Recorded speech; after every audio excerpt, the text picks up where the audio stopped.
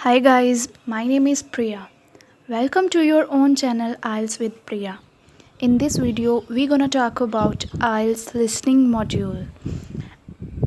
I'm gonna share with you listening tips and tricks. This video is very helpful for those students who really want to get good band score in listening, who really want to jump their score from 5 to 7 or 8 bands. Before I start this video, I request you to please subscribe my channel and also press the bell icon as well. So बिना time waste किए हम video को start करते हैं। Listening module आइल्स के चारों module में से सबसे इजी मॉड्यूल है। आप लिसनिंग में इजीली 7 और 8 बैंड ले सकते हैं बस कुछ इजी चीज़ों को फॉलो करने से। सबसे पहली बात जो आपको फॉलो करनी है लिसनिंग में 8 बैंड लेने के लिए वो है solve 2 listening practice test daily 2 practice test करना कोई मुश्किल काम तो नहीं है ना। कोई भी चीज़ अचीव करने के लिए हमें एफर्ट्स तो लगाने ही पड़ते हैं और ये टेस्ट सॉल्व कैसे करने हैं ये भी मैं आपको बताती हूँ। जब भी आप लिसनिंग टेस्ट स्टार्ट करो ना, इंस्ट्रक्शन को केयरफुली रीड करो। ये मैं आपको एग्जाम्पल के साथ समझाती हूँ। फॉर एग्ज़ाम्पल के इंस्ट्रक्शंस दी गई हैं not more than 2 words and और अ नंबर। और क्वेश्चन था आपका the museum is open on dash. तो आपने आंसर सुना 25 मार्च। तो कुछ स्टूडेंट्स तो इसका आंसर लिखेंगे लेटर्स में, ठीक है। उन्होंने 20 भी लेटर्स में लिखा, 5th भी, तो मार्च भी लिखा। तो ये तो 3 वर्ड्स हो गए ना। तो इंस्ट्रक्शन अगर आप नहीं देखोगे तो ये गलती कर सकते हो। इससे क्या होगा, आपने सही तो सुना 25 मार्च, डेट भी सही है, मंथ भी सही है सुना, लेकिन ये 3 वर्ड्स हैं और इंस्ट्रक्शन में लिखा गया है नॉट मोर देन 2 वर्ड्स और अ नंबर। तो आप 25 है जो नंबर्स में लिखेंगे और मंथ है जो मार्च वो लिखेंगे आप लेटर्स में।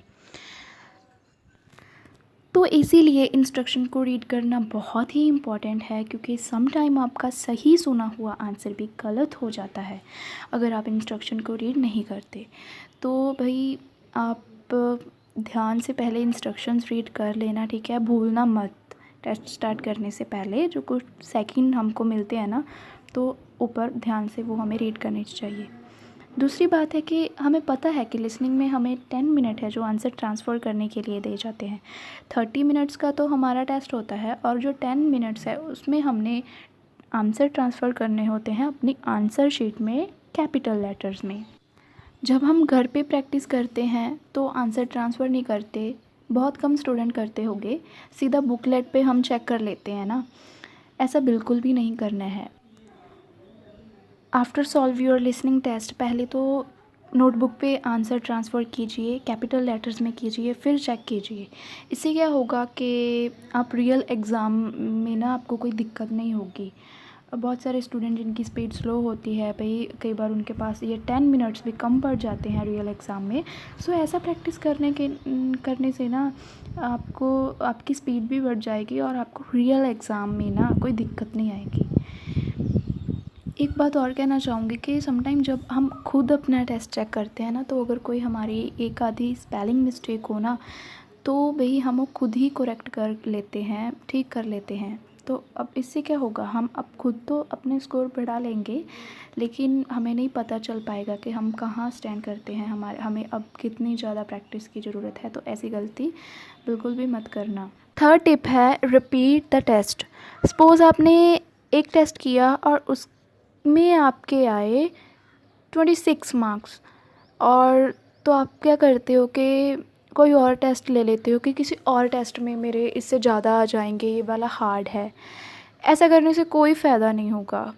आपको क्या करना है, आपको वही टेस्ट रिपीट करना है और आप कीजिए भी वही टेस्ट रिपीट कीजिए। अगर आपके 26 आए हैं ना, तो बाकी के जो गलत हुए हैं आपके उन मिस्टेक्स को चेक कीजिए, क्यों गलत हुए हैं, एक बार दोबारा उसे रिपीट कीजिए, अपनी मिस्टेक्स खुद फाइंड कीजिए।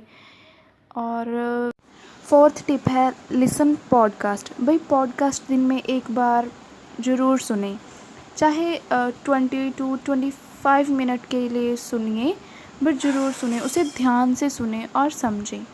अगर मॉर्निंग में सुनेंगे तो ज़्यादा बेटर होगा आपके लिए। इससे ना आपकी लिसनिंग स्किल इम्प्रूव होती है। कुछ स्टूडेंट्स होते हैं कि नहीं, पॉडकास्ट सुनने से कुछ फ़र्क नहीं पड़ता, भी पड़ता है। हर एक चीज़ अगर ये है ना, चीज़ें ये टिप्स एंड ट्रिक्स हैं, इनका कोई मतलब है, फ़ायदा है ना, तो तभी ही ये है।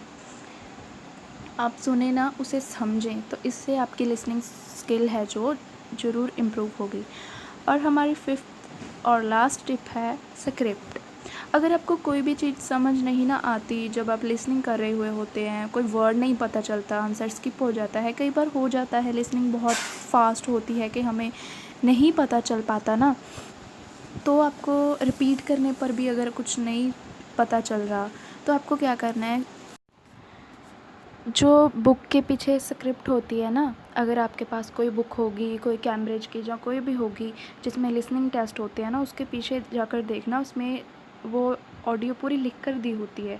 वो जो स्क्रिप्ट होती है ना, आप उसे रीड करें और फिर से ऑडियो सुने, और आपको समझ आएगा कि जो भी आपका स्किप हुआ है वो क्या वर्ड है।